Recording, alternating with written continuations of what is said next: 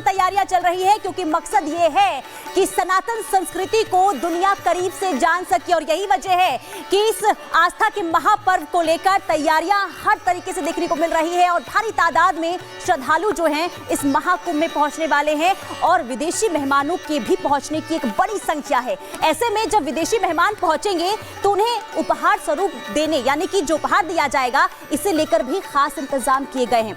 विदेशी मेहमानों को क्या उपहार दिए जाएंगे, आपको इस रिपोर्ट के जरिए दिखाते हैं।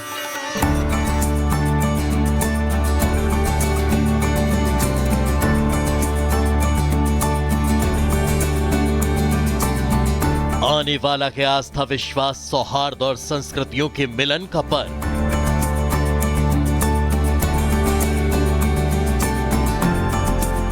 लगने वाला है 12 वर्षों बाद जीवंत संस्कृति, भक्ति और एकता का अनुभव कराने वाला मेला।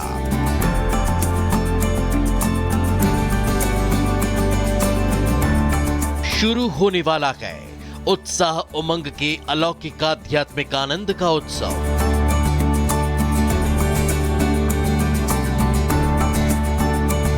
जिसे दुनिया कुंभ की महिमा के रूप में जानती है। कुंभ केवल करोड़ों लोगों का एक अद्वितीय समागम नहीं, बल्कि एक आध्यात्मिक यात्रा है जो मानव अस्तित्व को आध्यात्म के गहरे सागर में उतारती है। यह यात्रा के आत्म साक्षात्कार, शुद्धिकरण और आध्यात्मिक ज्ञान की अनंत खोज की, जिसका साक्षी बनने माह भर पूरी दुनिया एक बार फिर संगम के तट पर संगत करने वाली है, जिसके लिए पद्म पुराण में कहा गया, प्रयागे माघ पर्यंत त्रिवेणी संगमे शुभे निवासः पुण्यशीलानां कल्पवासो हि कश्यति। इसी पुण्य को प्राप्त करने देश दुनिया के मेहमान 144 साल बाद नजर आने वाली इस आध्यात्मिक आनंद की अनोखी दुनिया में पहुंचने वाले हैं, जिनके लिए विशेष उपहार भी तैयार किए जा रहे हैं। ये खास उपहार विदेशी मेहमानों को दिए जाएंगे। संगम का गंगा जल और अक्षय वट के पत्ते भेंट किए जाएंगे। महिलाएं करेंगी उपहार की पैकिंग और सजावट। उपहार के लिए मूंज की डलिया भी हो रही तैयार। डलिया में रखकर अतिथियों को दिया जाएगा उपहार। करीब 100 देशों तक पहुंचेगी अक्षय वट की महिमा। ये डोलची बनाई जा रही है, इसमें कलश रखा जाएगा और धूप बत्ती है और पत्ता है। इसी में पैक होके पूरा महाकुंभ में वीआईपी लोग आएंगे, जैसे अधिकारी आएंगे तो उनको ये गिफ्ट किया जाएगा। इससे हम लोगों का रोजगार भी बढ़ेगा और उनको गिफ्ट भी, 1 डिस्ट्रिक्ट 1 प्रोडक्ट में ये आता भी है, अपने प्रयागराज का नाम भी होगा। दुनिया भर के कोने कोने से पहुंचने वाले विशेष मेहमानों को महाकुंभ की भव्यता दिव्यता के दर्शन कराने के साथ ही सनातन संस्कृति और राष्ट्रीयता की झलक दिखाने पूरी संगम नगरी की दीवारों को रंगों की कारीगरी से सजाया संवारा गया। महाकुंभ का आयोजन प्रयागराज में होने वाला है और प्रयागराज को इसके लिए खास तैयार किया जा रहा है। पेंट माय सिटी के तहत जगह जगह पर वॉल पेंटिंग की जा रही है।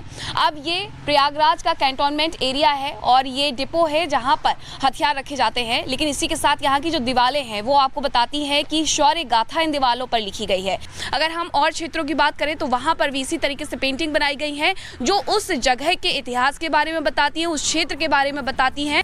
महाकुंभ के चलते हुआ कुंभ नगरी का कायाकल्प, जहां दुनिया को अपनी प्राचीनतम धार्मिक परंपराओं और सांस्कृतिक धरोहर से परिचित कराएगा, तो वहीं मेहमानों के लिए तैयार विशेष उपहार धार्मिकता, संस्कृति और महिलाओं के सशक्तिकरण का अद्भुत संगम प्रस्तुत करेगा, जो भारत के धार्मिक मूल्यों को वैश्विक स्तर पर पहुंचाने में कारगर साबित होगा।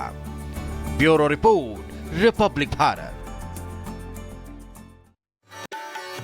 और देखिए, इसी बीच आपको बता दें, योगी सरकार महाकुंभ में दिए जाने वाले तमाम तरह के उपहार, जिसमें महिला सशक्तिकरण के काम में जुटी हुई है, तो कैसे होगा, ये सब कुछ ग्राफिक्स के जरिए हम आपको दिखाते हैं और बताते हैं क्या कुछ पहल की जा रही है, कितना अलग इस बार मंजर देखने को मिलेगा। योगी सरकार की पहल का असर भी लगातार देखने को मिल रहा है और ऐसे में आप देखिए, उपहार में मूंज होगी, दुनिया में गूंज उसकी देखने को मिलेगी, सुनने को मिलेगी।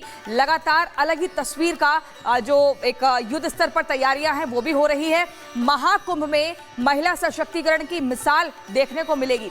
आपको तस्वीरों के जरिए बता रहे हैं, नेशनल रूरल लाइवलीहुड मिशन के तहत काम किया जा रहा है और वहीं स्वयं सहायता समूह तैयार कर रहा है। ये पूरा यहाँ पर उपहार समूह की महिलाएं जो हैं वो सजा रही हैं मूंज की डालियां और बेहद खूबसूरत अद्भुत तरीके से सजावट की जा रही है। इको फ्रेंडली डालियों में गंगा जल की पैकिंग भी की जा रही है ताकि उस पैकिंग को लोग अपने घर पर ले जा सकें। जल के साथ ही अक्षय वट के पत्ते भी भेंट किए जाएंगे क्योंकि इसकी भी काफी मान्यता है और उन जल के साथ ही उन अक्षय वट के जो पत्ते हैं वो दिए जाएंगे। विशेष उपहार के लिए मूंज की डालियां तैयार तो हो ही रही हैं। महिलाओं से बातचीत की है हमारी सहयोगी मीनाक्षी ने, आपको सुनवाते हैं। नगरी प्रयागराज जहां मिलन होता है गंगा, यमुना और अदृश्य सरस्वती का। महाकुंभ के आयोजन के लिए खास तैयारियां भी की जा रही हैं संगम नगरी प्रयागराज में। संगम नगरी प्रयागराज में ये मूंज की डलियां बनाई जा रही हैं। ये इको फ्रेंडली डलियां हैं और ये 1 डिस्ट्रिक्ट 1 प्रोडक्ट के तहत बनाई जा रही हैं। जो भी यहाँ पर श्रद्धालु आएंगे वो श्रद्धालु कहीं ना कहीं त्रिवेणी के गंगा जल को अपने साथ लेकर के जाना चाहते हैं, लेकिन त्रिवेणी में भीड़ बहुत ज़्यादा होती है। महाकुंभ में स्नान के दौरान भीड़ बहुत ज़्यादा होती है तो कई श्रद्धालु बिना गंगा जल लिए ही वापस लौट जाते हैं। ऐसे में सरकार के द्वारा व्यवस्थाएं की जा रही हैं कि रेलवे स्टेशन हो, बस स्टैंड हो या फिर एयरपोर्ट हो, हर जगह पर गंगा जल उपलब्ध होगा। और गंगा जल जो उपलब्ध होगा वो इन विशेष डलियों में उपलब्ध होगा जिसे बनाया जा रहा है फातिमा के द्वारा। फातिमा यहाँ पर ये सुंदर सुंदर डलियां बना रही हैं जिसमें आपको प्रसाद भी मिलेगा और गंगा जल भी मिलेगा। इसके लिए 1000 स्वयं सहायता समूह की महिलाओं की मदद ली जा रही है। फातिमा हमें बताती हैं कि यहाँ लगभग 50 महिलाएं उनके साथ काम करती हैं जो कि अपने घरों में रह करके ये डलियां बनाती हैं और शाम ढलते ही ये डलियां उन्हें देकर के जाती हैं। इस तरीके से योगी सरकार ने एक ऐसी पहल की है कि जो भी श्रद्धालु यहाँ पर आए वो बिना हाथ खाली हुए गंगा जल लिए हुए ना लौटे। विदेशी मेहमानों को एक अनोखा तोहफा भी दिया जाएगा। सीधे आपको ग्राउंड पर लिए चलते हैं। मीनाक्षी इस वक्त हमारे साथ जुड़ी हुई है।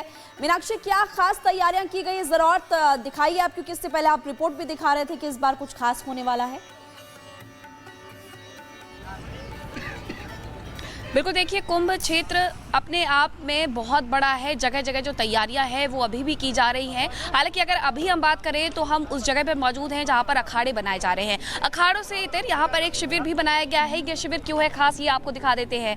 जहाँ पूरे शहर में टेंट बनाए जा रहे हैं वहाँ ये घास फूस की जो झोपड़ी है वो बनाई गई है। और ये अपने आप में इसलिए भी खास है क्योंकि ये देवराहा बाबा का स्थान है।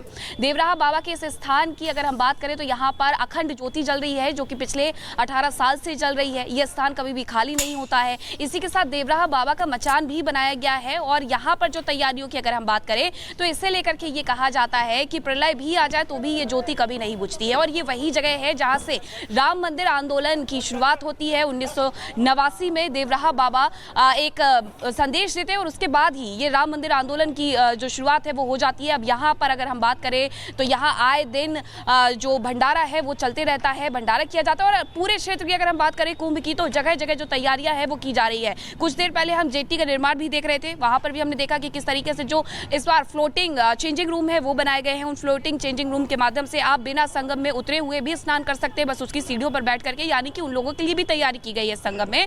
जो लोग उतर करके नीचे स्नान करने से डरते हैं, जिन्हें तैरना नहीं आता है, उनके लिए भी तमाम तैयारियां की गई है। और पूरे मेले क्षेत्र में इसी तरीके से तैयारियां की जा रही है।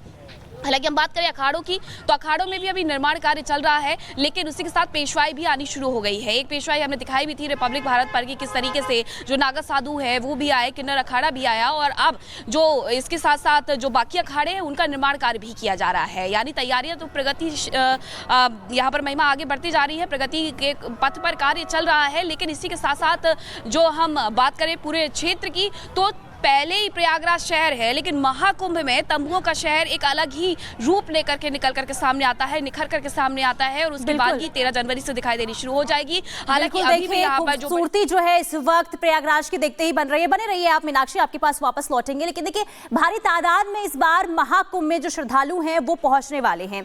ऐसे में जो लोग यानी कि जो श्रद्धालु यहाँ पर पहुंचना चाहते हैं उनके लिए क्या सुविधा रहने वाली है, वो कैसे महाकुंभ में पहुंच सकते हैं, ये भी जरा हम आपको समझा देते हैं। क्योंकि कई तरीके की सुविधा जो है इस वक्त श्रद्धालुओं के लिए वहां पर की गई है ताकि कोई भी दिक्कत ना हो। सबसे पहले बात कर लेते हैं बस की। देखिए बस सेवा शुरू किए जाएंगे, कई बस स्टैंड बनाए गए हैं, यानी कि भारी संख्या में बस स्टैंड भी बनाए गए हैं ताकि जब बसों की संख्या बढ़े तो बस को रुकने में कोई असुविधा ना हो। लखनऊ, वाराणसी और कानपुर से ये जो बस सेवा है वो